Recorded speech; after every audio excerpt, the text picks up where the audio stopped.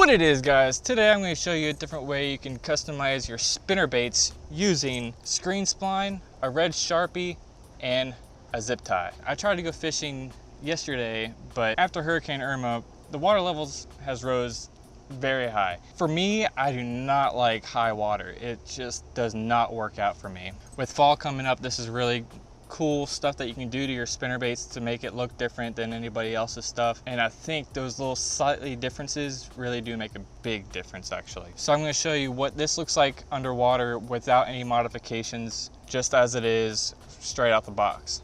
Then I'll show you what it looks like underwater after the modifications. But let me get a close up to the modifications of this so you can see what it looks like. And yeah, I hope you learned something. All right, so one of the first things I would do to the spinnerbait would add the zip tie to it. Now, you could use any zip tie that you would like. See, like how this one's white, I would try to match it with the white one. You can try a black one and see what would happen. You can try a red one to see what would happen. But it really doesn't matter what color zip tie, just use what you think would work best. What you're gonna wanna do is put the zip tie around the skirt of the bait. Now, you can barely see it, but the zip tie is right there. And what that does is it holds the skirt in place. And when you're getting a lot of hits from bass and stuff, the zip tie will help keep the skirt in place instead of that rubber band that's already there. Eventually that rubber band will break. The zip tie is a lot stronger. The second thing I would do is put this trailer hook on. Now, they do make trailer hook keepers, but if you don't have any, or if you can't find any, screen spline works very well. And all you have to do for that is cut a little piece with a razor blade, and then just slide that on through. There's a hole in the middle of the screen spline you can put your hook through, and that is a great way to keep your hook in place and where it doesn't fall off. And it's solid too, it ain't moving, it ain't going anywhere. And now you could put another piece on the bottom right there if you want it to stay in one spot and not free like this is. But I prefer it being free where it'll move with the bait and everything else. This just keeps it from coming off the hook. Now, another thing that you could do, which I don't have with me, is you can put a rattle right here at the end with another piece of screen spline to hold it in place. So, you know, those regular like worm rattles, usually used for worms or a jig.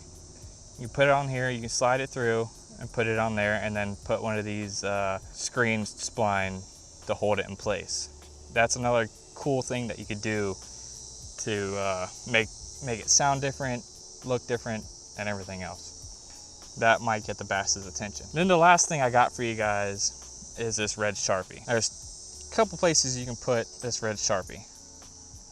One would be on the skirt right here. You can put at the end. If you don't already have, or if you wanted to add more red to your skirt. Another place you can put it is on the blade itself, like on the bottom. You can try different patterns, you can try different fill-ins, like if you want just a little bit or if you want half of it red. You can try different things. I mean, I think about half is good. That gets their attention, they see the red, and boom. That is some cool little tricks that you can do to your spinnerbait to make it stand out different than the other spinnerbaits that they've been seeing going past them.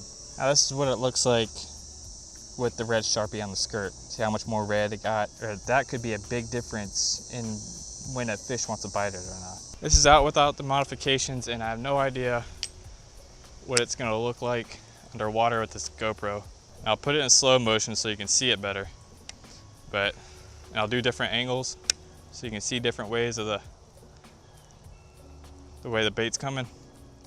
So straight towards it, to the side. I don't even know if I'm even close. And this is with the modifications with the red and the trailer hook.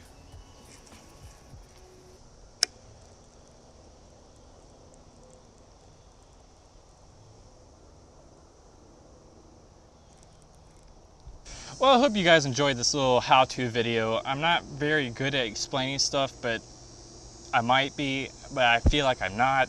I don't know. But if you did learn something, leave a like on the bottom. If you liked the video anyways, leave a like on the bottom. Subscribe if you haven't subscribed yet. And I keep throwing my arms around. So I'll catch you in the next one. Peace.